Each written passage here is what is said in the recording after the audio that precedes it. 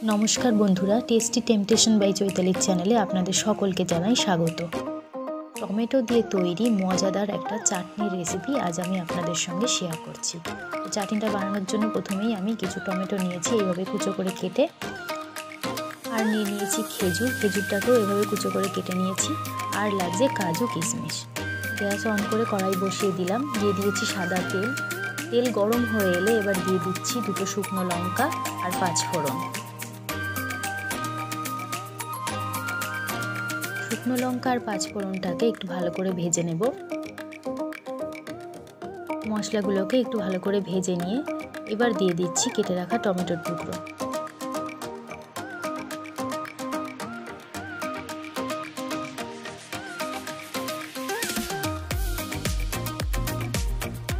ভালো করে মিশিয়ে নিচ্ছি।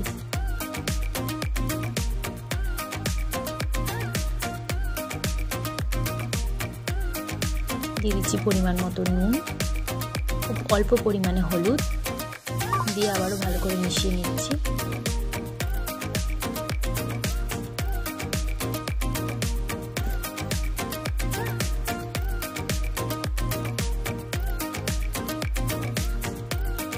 ঢাকনা দিয়ে ঢেকে টমেটোটা একটু সিদ্ধ হতে দেব। আলাদা করে এখানে আমি আর কোনো জল ব্যবহার করব না, টমেটোর যা জল বেরিয়েছে তা দিয়েই টমেটোটা ভালোভাবে সিদ্ধ হয়ে যাবে। এই যে টমেটো থেকে অনেকটা জল ছেড়ে দিয়েছে। এবার আমি দিয়ে দিচ্ছি কেটে রাখা খেজুরের টুকরোগুলো, দিয়ে ভালো করে মিশিয়ে নিচ্ছি। আজ আমি এই রেসিপিতে চিনি ইউজ করছি না। বাড়িতে যে নকুনদানা বাতাসা দিয়ে আমরা ভগবানের নিত্য সেবা দিই সেগুলো ফেলে না দিয়ে একটা জারে তুলে এভাবে স্টোর করে রাখলে হোমমেড যে কোনো চাটনি কিংবা মিষ্টি যাই বানাই না কেন তাতে কিন্তু এগুলো ইউজ করে দেওয়া যায়। তো আমিও এই নকুনদানা বাতাসাগুলোকে এভাবে স্টোর করে রেখেছিলাম, সেগুলো দিয়েই আজকের এই চাটনির রেসিপিটা আমি তৈরি করে দেখাচ্ছি। যে কোনো ধরনের চাটনি একটু বেশি মিষ্টি হলেই খেতে ভালো লাগে, তাই আমি এখানে বেশ কিছুটা পরিমাণ বাতাসা নকুনদানা এখানে দিয়ে দিলাম।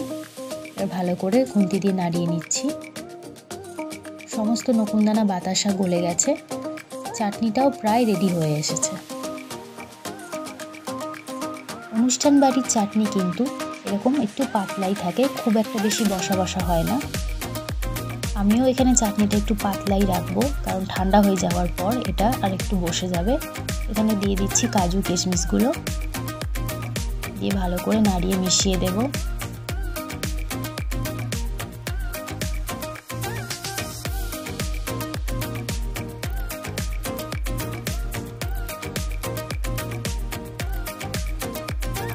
আমার আজকের টমেটোর চাটনি এখানে একদম তৈরি হয়ে গেছে। এখানে দিয়ে দিচ্ছি একটা ভাজা মশলা, আগে থেকে শুকনো খোলায় মৌরি, ধনে, জিরে, শুকনো লঙ্কা ভেজে আমি গুঁড়িয়ে রেখেছিলাম, সেটাই এখানে পরিমাণ মতো দিয়ে দিচ্ছি। এই ভাজা মশলাটা চাটনিতে দিলে চাটনিটা খেতেও ভালো লাগবে আর একটা সুন্দর গন্ধ আসবে।